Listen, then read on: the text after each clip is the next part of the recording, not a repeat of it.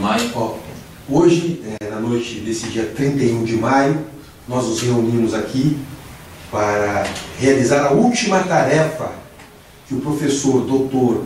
André Trevisan, na disciplina Paradigmas Pedagógicos da Prática Docente, na Universidade Tecnológica Federal do Paraná, campus Londrina, requereu.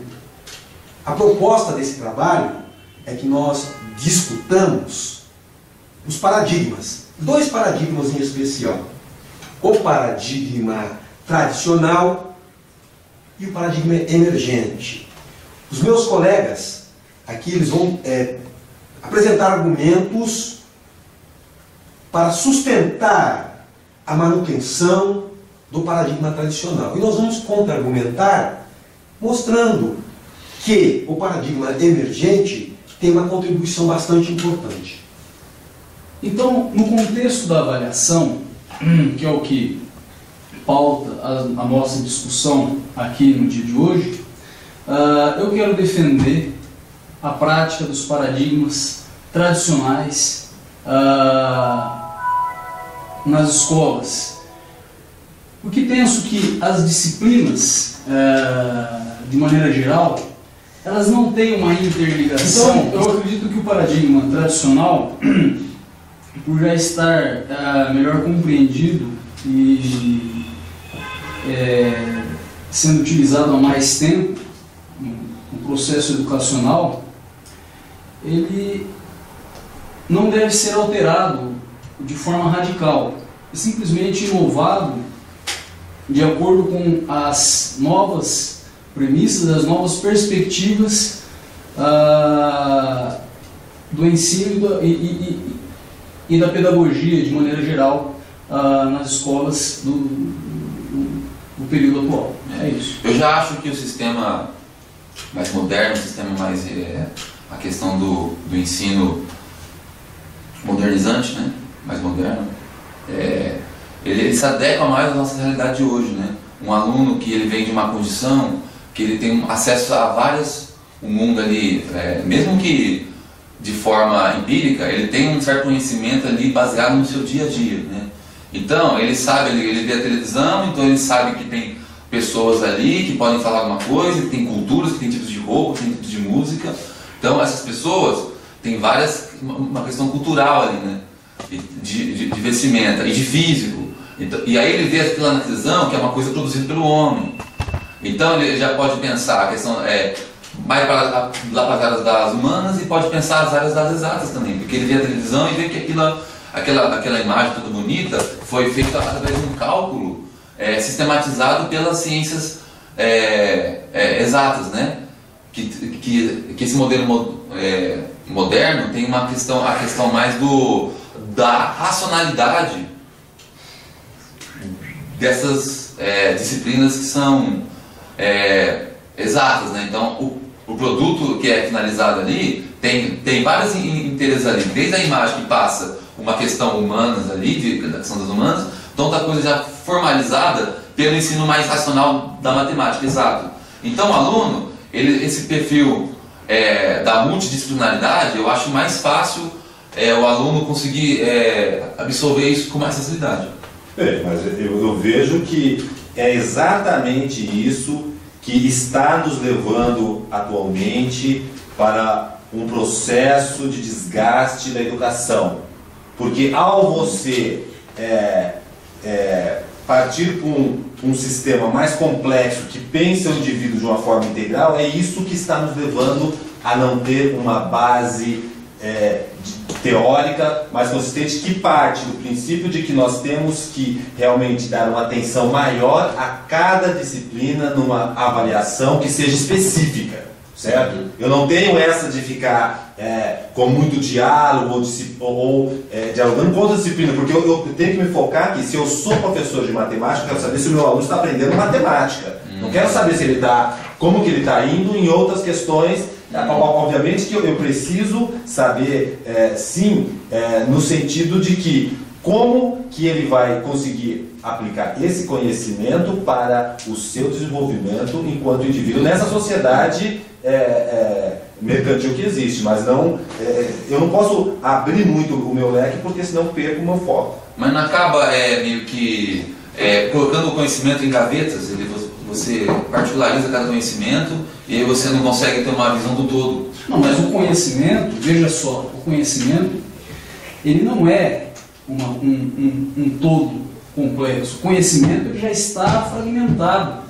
Foi assim que na modernidade se desenvolveu a tecnologia, as novas tecnologias, e todo esse modelo que a gente vive hoje, esse modelo confortável, de ciência avançada, de tecnologias sendo empregadas, se deve ao método tradicional, racional, que o homem desenvolveu.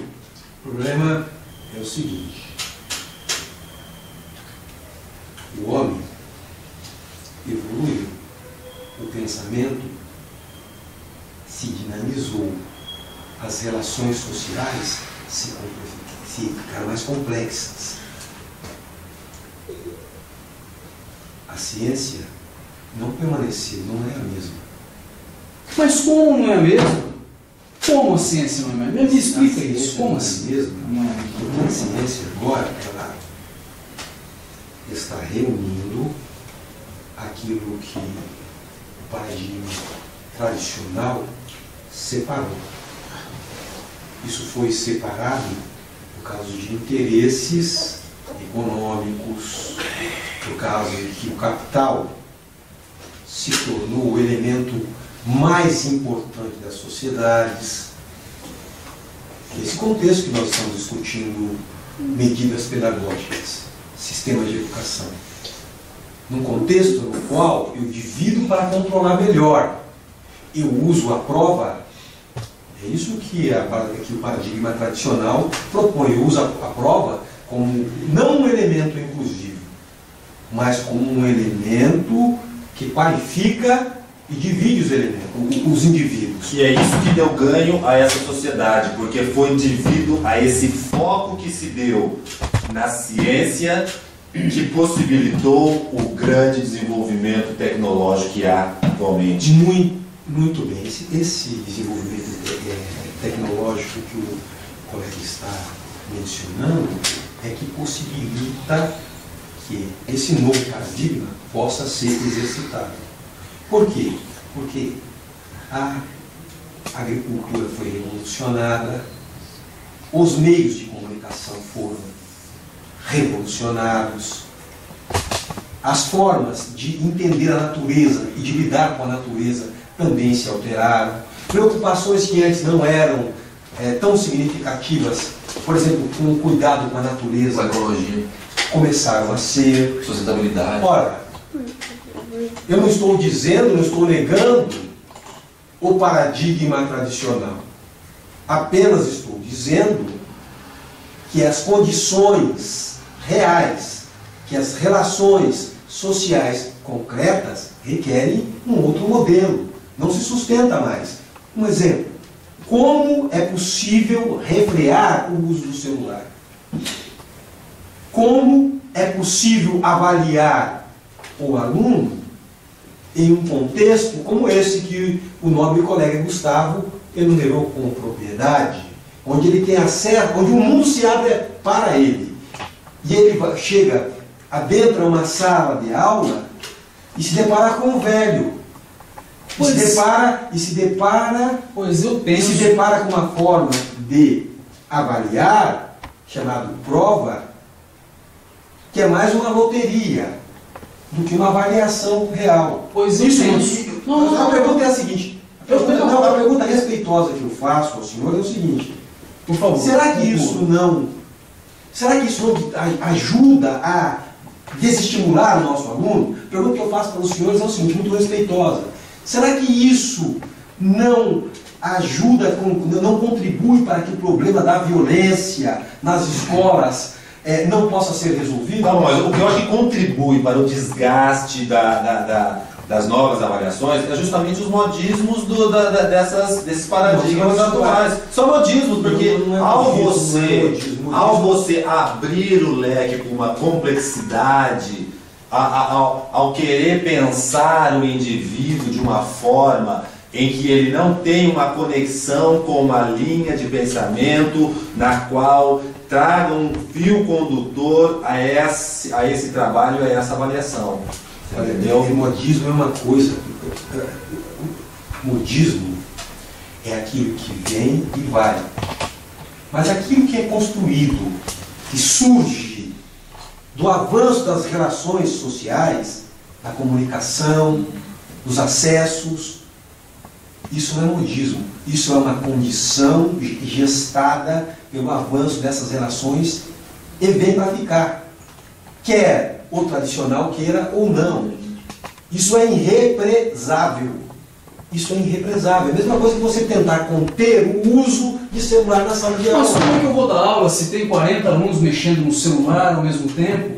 Como eu posso fazer para controlar 50 alunos? O paradigma emergente tem dentro de uma sala de aula. Me fala, eu quero que você me responda. Como que eu posso controlar 40 alunos dentro de uma sala de aula mexendo no celular o tempo todo? O paradigma emergente, ele propõe a formação constante. Ele nutre, ele tem uma proposta pedagógica para ensinar o educador, para contribuir com o trabalho do educador, proporcionando a ele a possibilidade de rever velhos valores, de alterar os seus de alterar os seus conceitos. Mas nós estamos lidando com adolescentes. É um convite ao educador, para que ele se abra para o mundo. Esse mundo que o Gustavo muito bem, empírico, cotidiano, do dia a dia. Mas nós estamos lidando com adolescentes. Pois é, mas adolescentes de outro tempo que já nascem conectados à informática, senhores. Já nasce conectado à informática. Mas dominam a informática. Eu acho que o problema maior é esse. Primeiro é o seguinte, ó.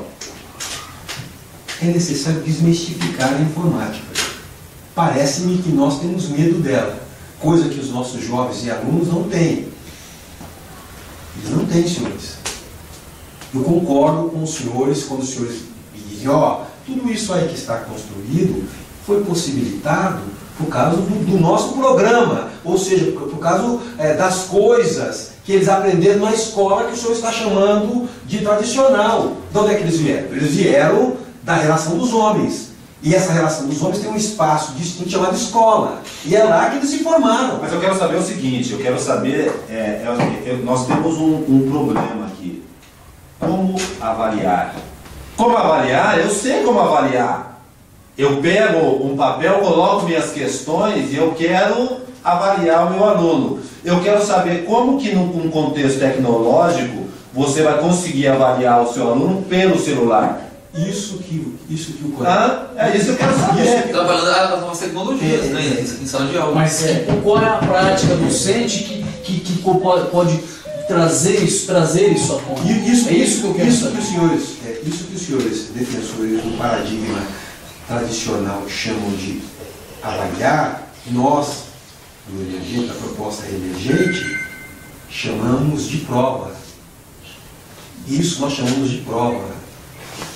Didaticamente, transpondo aquilo que os pensadores que vão nesta corrente dizem, isso parece mais uma loteria ou uma ferramenta feita para punir do que para incluir. Não é? Isso não vai depender daí, julgar daí, que nós estejamos dizendo, que isso não tem valor nenhum.